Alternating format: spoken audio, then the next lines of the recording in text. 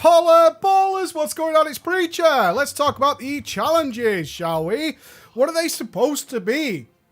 Is the question that's flying around, as many have discovered after pouring resources into their mage towers on the Broken Shore, is that, in fact, the content is way out of reach for many players, which has led to some obvious questions. Why is it released now? Is this supposed to be like Green Fire? Is this supposed to be a class challenge, a spec challenge, or is it just a straight up gear check for the most part? Is that what it is? And the answer is kind of a little bit of all of them, which has led to a lot of salt. Let's say it. A lot of saltiness, and in many cases, I have to be honest, rightly so. Rightly so. Blizzard were quite open about this. Can't knock them on communication. They said it was going to be an extremely difficult challenge, tuned around having some Tomb of Serge. Sorry,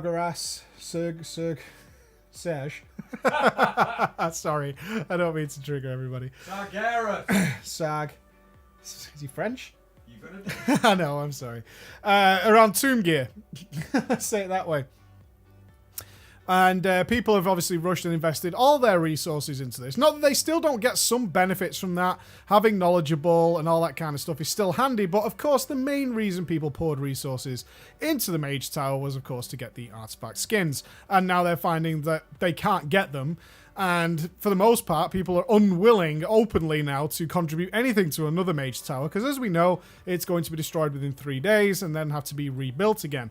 And in many ways, it's totally understandable, right? It's not even kind of understandable. It's fully understandable. Is if the big reward you want from building it is out of your grasp, why would you bother building it?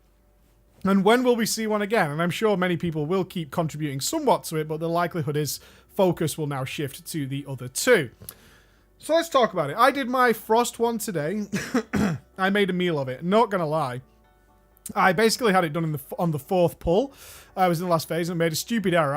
I had the one with all the ads, the twins, it's called, the twins, where you have to keep everything slow forever, and kiting circles and standing runes and then DPS down hands. And I got to the last part on the fourth pull and forgot. I didn't see the notification on the screen that there was a rune down, so the ad spawned and killed me. Wah, wah, wah, wah, wah. I just didn't notice it, because it's not easy to see amongst all that stuff. And then proceeded to spend about another 20 pulls trying to get back to there. It felt very much like Mythic progression, where you have a great pull and then suddenly all goes pear-shaped. But I did eventually get it done. So my thoughts about mine specifically. One, it's definitely a gear check. There's no doubt about that. I was 9-10 on my mage, and defeating the floating stamping hands Zelda style... That was just a gear check. Can you kill it before it casts the spell? You can interrupt it to buy some extra time, but it was still a gear check, and I absolutely could have done it on slightly less gear, but not much, because they got very close on a couple of occasions. Nice procs, you'll kill it really quickly. Non-nice procs, you're going to be pretty screwed. To do it reliably, you're going to need a really high amount of gear. Defeating the boss was also a gear check. It has pretty much an almost enraged period towards the end. You have to transition one of the ads on a reasonably regular basis, because he gains more speed and he's going to catch up to you and then he's going to kill you.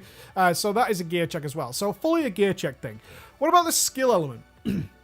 There's no denying that it required a high amount of skill. You had to manage a ton of cooldowns and uptimes and spells all regularly. A lot of spells that we didn't need to use much in the open world or even in raiding, which I had to sort of relearn to use. But there was definitely some RNG involved. There's no doubt about that. We saw that on the majority of the 20 extra pulls I needed.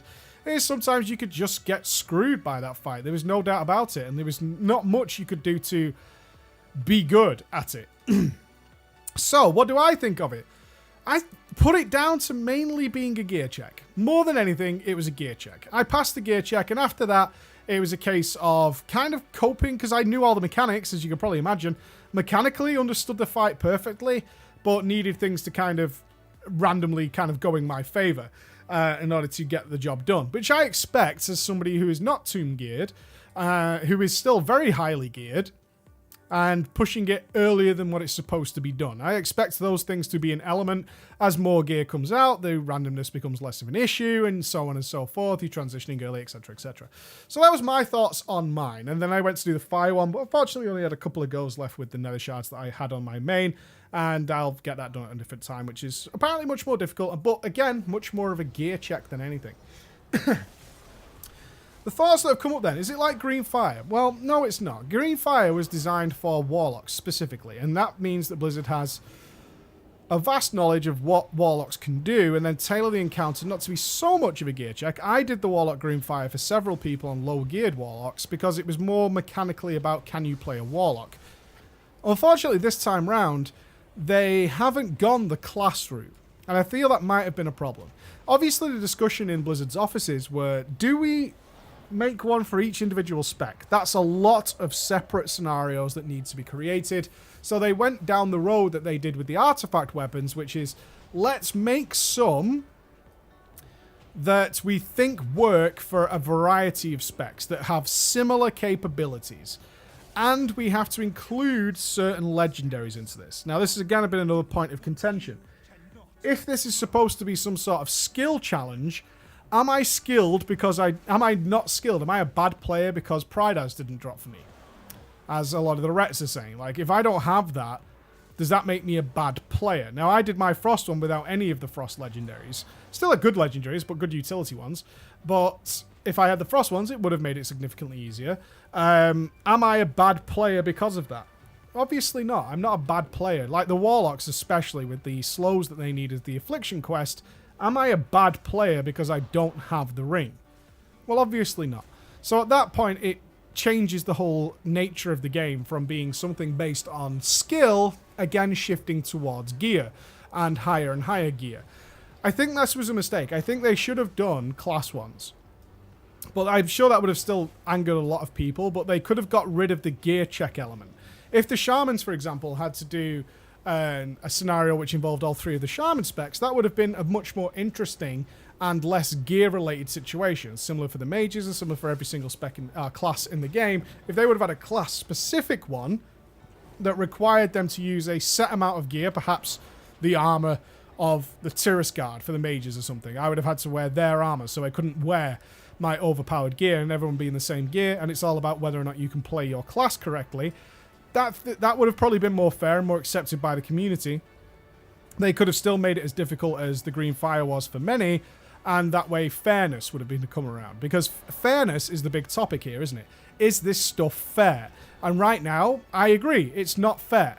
For the people who are contributing to opening this content up, are also feeling like, okay, this content is not for me, but I've contributed in towards opening up, and now I feel like a bit of a dick. And that feels unfair. I agree. Are you a bad player because of these? Are these skill challenges? There's definitely a large element of skill and switching up talents and thinking about what's going to be the best solution for you. But ultimately, as we've seen, many classes have a far different experience doing the same content. We've got Windwalkers saying theirs was very easy. We've got Frosty Case saying mine was ridiculous. Mine was extremely difficult, and so on and so forth. The tanks are having a hell of a time. With all the different magical damage that's coming out. We deal with it in different ways. How much DPS do we have to do? How much does this actually involve tanking of any kind? The healing one as well. Many players who are like nearly 900 item levels saying, well, I've been playing this game for fucking years. I've raided endgame forever. I now raid around Heroic Nighthold, which still gets me ridiculously good gear around 900 item level. And I'm just not seeing it. And then you've got players, well, I did it at 885, and I managed to get it done on my other healer, etc., etc. And all this wonkiness is caused. So far, I think they've gone about it in the wrong way, but they have good motives in mind. There are plenty of people out there who want a challenge, and ultimately, it's the first day it's out. Yes, people will get more gear week on week, which will make it easier and easier to do. It also sets a challenge for people who want it. Even those who stepped in and went, well, I can't do this.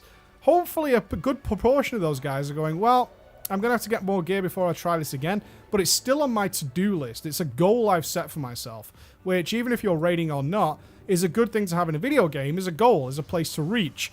Not just collecting the best transmog items or finishing a specific look, but actually having an in-game goal to defeat and say, well, I did it. I think that's always the best route to go in a game. And for that, I think it's a good idea. I genuinely wish they'd gone the class route and made a few extra ones that were class-based. I know they'll turn around and say, yeah, it's just supposed to be a fun little extra thing. Some people can definitely do it, which obviously they can. And for the rest of the guys, it's not something we intended you to do on the first reset of the Mage Tower being constructed. But we think you will get there. There's going to be gear coming out in the next couple of months, which is going to make it even easier for you. You will get there. In terms of people who are like, well, don't play for challenge at all, then this content isn't for you. And I think it's okay, and I always say this, it's okay that there's some content in the game that isn't for absolutely everybody. It's open and it's available to you. You can get there, but if you're choosing not to take part, then that's your decision. It's not something that's out of the realms of possibility for most players to get a reasonable item level these days. It's not. Whether like people will be salty about that or not isn't my business. The fact is, you can get decent gear in this game. Much easier than you ever could historically. Far easier than you could in any other expansion in the game. Whether or not you want to do that, that's on you. Whether or not it should have been a gear check, I think not, honestly. I don't think it should have been as much of a gear check as it actually is. I would have much sooner seen something more class-specific. But overall, it was a lot of fun. I can finish off by saying this. I enjoyed what I did, despite feeling like I got dicked many, many times by things that I had no control over whatsoever and were instantly going to punish me. I accept that, given the fact that I'm doing it early, and I'm okay with it. I still had a lot of fun with a nice, interesting challenge that was genuinely difficult for once. Most of the time, if you're a seasoned player and they bring in something and say, hey, this is going to be a little bit difficult, similar to what we had with the legendary scenarios back in like Warlords and Mists of Pandaria, often when you get there, it's like, well, this isn't difficult at all. This is actually really easy. And then you find out that a lot of people did struggle with it, and you're like, okay, well, this is, it's not supposed to be difficult for me. This is difficult for everybody so far. It will get easier.